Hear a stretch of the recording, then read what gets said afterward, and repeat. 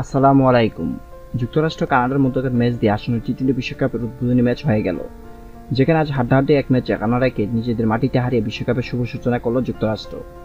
কানাডাকে ৭ উইকেটে হারিয়ে এবারে বিশ্বকাপের প্রথম জয় তুলল যুক্তরাষ্ট্র। এদিন কানাডা ও যুক্তরাষ্ট্র উদ্বোধনী ম্যাচে ২২ গজের মাঠে বাংলাদেশের একজনের উপস্থিতি ছিল। শুনে অবাক হচ্ছেন, বাংলাদেশের কে আবার বিশ্বকাপের উদ্বোধনী ম্যাচে মাঠে ছিলেন? ওয়ানডে বিশ্বকাপের পর টি-টোয়েন্টি বিশ্বকাপও মাঠের আম্পায়ারের দায়িত্ব পালন করলেন বাংলাদেশের আম্পায়ার শরফুদ্দৌলা ইবনে শহীদ সৈকত। অসাধারণ আম্পায়ার দিয়ে টি-টোয়েন্টি বিশ্বকাপের যাত্রাও শুরু করলেন সৈকত। এদিন মাঠে সৈকতের সিদ্ধান্ত ছিল সবগুলো দেখার মতো।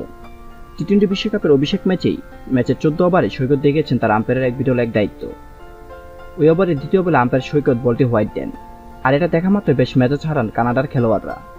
তারা কট বিহাইন্ডের আবেদন করে সাথে সাথে রিভিউ নেন। রিভিউটি যখন টিভি স্ক্রিনে দেখতে পান তখন বেশ লজ্জায় লাল হয়ে যান কানাডার সব খেলোয়াড়রা।